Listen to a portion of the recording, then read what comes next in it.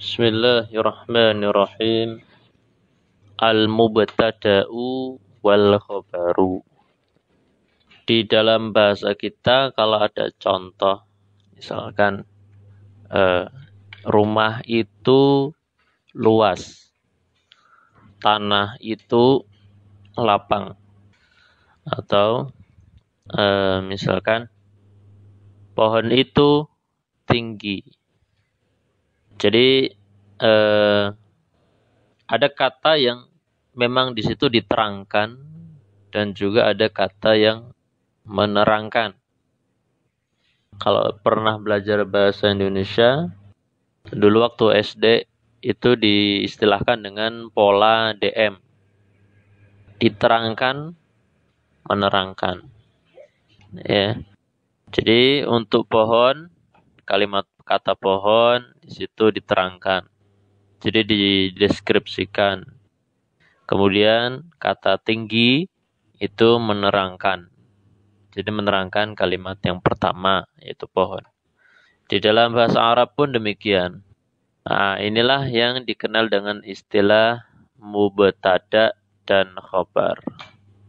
Yang tentunya ini adalah merupakan jabatan atau status yang merupakan inti daripada sempurnanya kalam atau sempurnanya jumlah mufidah di dalam bahasa Arab. Ya, seperti contoh al-qamaru munirun. Bulan itu bersinar. Ya, atau bercahaya. As-sama'u shafiyatun. Langit itu cerah. Ya. Langit itu cerah. Maka al-qamaru dan as-sama'u itu marfu' atau hukum i'rabnya marfu' dan statusnya sebagai mubtada. Ya, tidak dibaca secara mansub ataupun majrur. Jadi tidak boleh dibaca al-qamara munirun, tetapi harus al-qamaru dengan dhammah. Demikian juga dengan as-sama'u, as-sama'u. Tidak dibaca as-sama'a atau as-sama'i. Karena mubtada harus marfu' dalam i'rab. Kemudian kata yang menerangkan itu di dalam bahasa Arab diistilahkan dengan al-khabar. Nah, ini juga harus marfu'. Dua jabatan ini jabatan yang marfu'. Maka munirun itu marfu' sebagai khabar, safiyatun marfu' juga sebagai khabar untuk mubtada'nya masing-masing. Jadi khabar ini menerangkan mubtada'nya masing-masing. Ya, khabar juga marfu. Demikian pengenalan singkat tentang mubtada' khabar.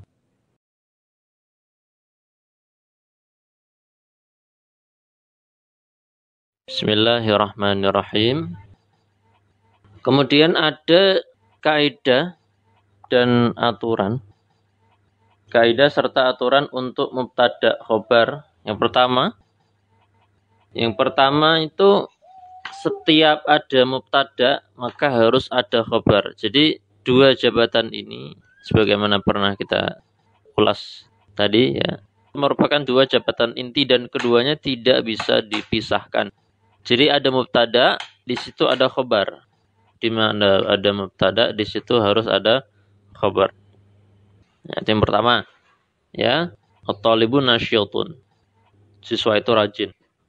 Kemudian yang kedua, mubtada itu harus berupa isim ma'rifah. Ya, tidak boleh isim nakirah. Ya. Mubtada harus berupa isim ma'rifah. Jadi Zaidun mujtahidun, al-qitaru musri'un, abwabul jannati tamaniyah. Ya, itu contoh-contoh mubtada dan di situ berupa isim ma'rifah. Ya, tentu mereka dijelaskan oleh khobarnya masing-masing. Kalau contoh Zaidun dan al-qitaru udah jelas ya, itu Zaidun isim alam, nama orang, al-qitaru ada alnya. Kemudian untuk abwabul jannah itu di situ bentuknya idhofah ya. Pernah belajar idhofah, maka kita insyaallah sudah paham apa itu mudhaf ilaih. Ya, jadi kalau ada idhofah itu ada kata majmu' ya, suatu rangkaian idhofah, maka itu adalah termasuk isim ma'rifah. Kemudian yang ketiga, ya ini sudah jelas ya, mubtada khobar itu marfu'. Kemudian yang keempat, mubtada khobar itu punya kesamaan. Jadi memiliki kesamaan dalam bilangan dan jenis. Maksudnya bilangan itu gini. Jadi kalau mufrad, ya bentuknya mubtadanya mufrad, tunggal, maka khobarnya juga harus mufrad. Kalau musanna, yaitu berjumlah dua, jadi menjelaskan misalkan dua buku itu, nah maka khobarnya juga harus menyesuaikan. Jadi bentuknya musanna. Kalau jamak, ya, jamak plural, maka khobarnya juga jamak. Demikian juga dengan jenisnya. Kalau mubtada'nya mudzakkar, misalkan al-alimu ya, al-alimu itu mudzakkar, maka khobarnya juga mudzakkar mukramun. Kalau mu'annas perempuan, maka khobarnya juga mu'annas perempuan. Ya. Nah, di situ jelas ya, contoh-contoh yang terdapat kombinasi tentang kesamaan bilangan, kesamaan jenis untuk mubtada khobar. Di situ ada catatan ya. Untuk di bagian yang keempat, ya, contoh di kelompok keempat, di situ kan ada contoh ya, mubtada dan khobar. Tapi kok kayaknya kalau kita lihat ada dua bentuk khobarnya. Maka di situ kita katakan, kalau mubtadanya itu berupa isim jama untuk sesuatu yang tidak berakal, apa misalkan pohon, taman, atau misalkan buku, ya, atau misalkan apa, nama binatang. Jadi yang nggak punya akal, gunung, kapal. Di situ kalau mubtadanya berupa jamak, ya, jamak yang tidak berakal, contohnya al-hadiqatu, taman-taman itu. Nah, di situ kan al-hadiqatu jamak muannats salim. Maka khobar yang menerangkan al-hadiqatu itu boleh berupa isim mufrad atau jamak. Kalau mufrad berarti muzharratun. Tapi kalau jamak muzharratun. Ya. Seperti itu. Ya, itu boleh. Boleh dengan dua bentuk. Ya. Bukan berarti hanya mufrad saja muzharratun. Harus mufrad, enggak. Tapi boleh juga jamak, boleh juga mufrad. Untuk mubtada yang berupa isim jamak, sesuatu yang tidak memiliki akal. Al-kutubu mufidatun. Ya, al-kutubu mufidatun atau mufidatun. Ya, seperti itu. Al-kutubu mufidatun atau mufidatun. Itu. Nah, ini di sini al-kutubu ini jamak taksir. Jamak taksir ini kalau dihukumi mudzakkar atau muannats, maka itu muannats. Jamak taksir itu muannats.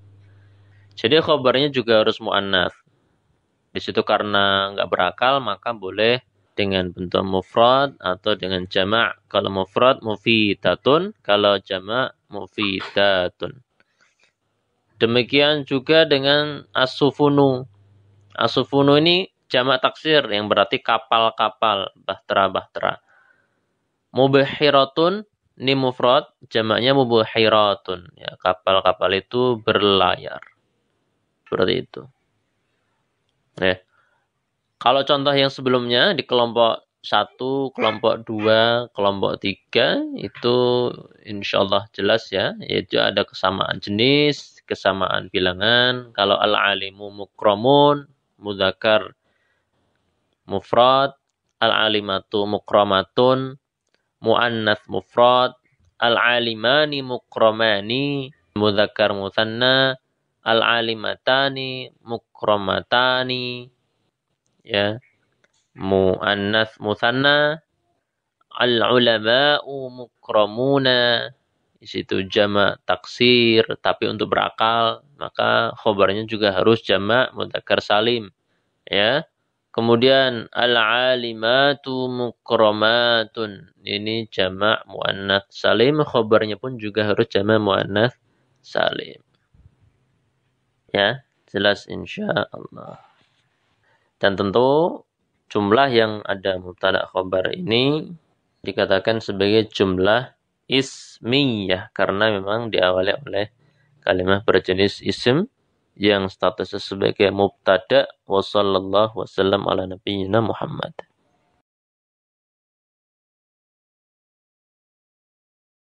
Bismillahirrahmanirrahim. Kita belajar i'rab, ya. Al-jahlu darun. Kebodohan itu berbahaya. Al-jahlu mubtadaun. Ya, kita terangkan statusnya. Mubtadaun, i'rabnya marfu'un. Ya, mubtada itu harus marfu'. Wa alamatu raf'ihi dhammatun. Dan tanda i'rab rafa'nya dengan dhammah. Kenapa dengan dhammah? Karena isim mufradun. Kemudian dharun, nah di sini juga sama, cuman karena statusnya beda maka kita katakan khobarun. Dharun khobarun. Ya, marfu'un, i'rabnya marfu'. Wa alamatu rafihi dhammatun, tanda rafa'nya dengan dhammah karena isim mufrad. Ya. Jadi al-jahlu mubtada, dharun khobar. Dan masing-masing status i'rabnya sama yaitu marfu'. Tandanya dengan tanda i'rab yang sesuai karena di situ isim mufrad semua, maka tanda rafa'nya ya dhammah.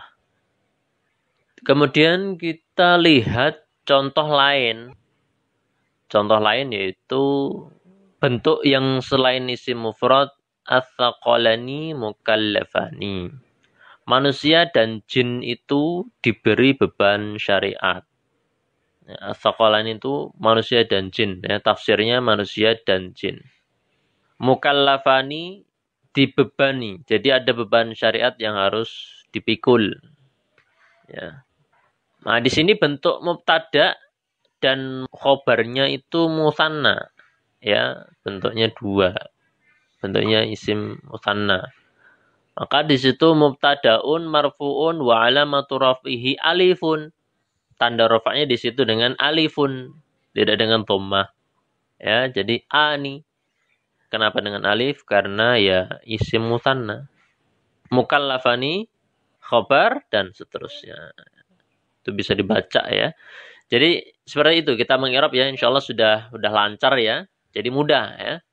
Kita sebutkan statusnya, kemudian kita terangkan i'rabnya apa, ya. Apalagi kalau udah tahu status, udah hafal status ini tuh i'rabnya harus ini gitu. Dan seterusnya lanjutnya kita sebutkan tanda i'rabnya itu apa, baru disebutkan kenapa kok dengan tanda itu. Ya, kenapa dengan tanda itu. Ya. Contoh-contoh lain ya masih banyak ya di tabel i'rab tersebut. Kalau memang nanti mubtada'nya harus mudhaf ilaih, maka di situ jelaskan dia mudhaf, terus mudhaf ilaihnya mana. Seperti misalkan sibabul muslimin fusukun, mencela seorang muslim itu sebuah kefasikan. Maka sibab ini mubtada, tapi dia juga sekaligus sebagai mudhaf. Ya, mudhaf. Mudhaf ilaihnya mana? Mudhaf ilaihnya al-muslimi, mudhafun ilaihi majrurun. Mudhafun ilaihi majrurun. Atau sebaliknya, bila mana mudhaf ilaihnya itu hukum idhofahnya ada pada khobar. Misalkan al-arabiyyatu lisanul muslimin. Bahasa Arab itu bahasa kaum muslimin. Lisanu khobar. Al-arabiyyatu udah jelas ya, itu i'rabnya jelas. Kemudian lisanu khobarun marfu'un wa alamatu rafihi dhammatun li'annahu ismun mufradun. Sekaligus sebagai mudhaf kita katakan wa huwa mudhafun. Baru al-muslimin mudhafun ilaihi majrurun wa alamatu jarrihi ya'un. Nah, di situ sepertinya ada contoh ya, perbedaan atau berbedanya jenis untuk mubtada khobar, yaitu contoh al-arabiyatu lisanul muslimin. Kenapa kok al-arabiyatu mu'annas padahal mubtada itu mu'annas, tapi kok khobarnya mudzakkar ya? Kenapa kok lisanu? Boleh dengan lisanu mesti mudzakkar. Maka kita insya Allah akan bahas jawabannya pada kesempatan berikutnya. Wassallallahu wasallam ala nabiyyina Muhammad.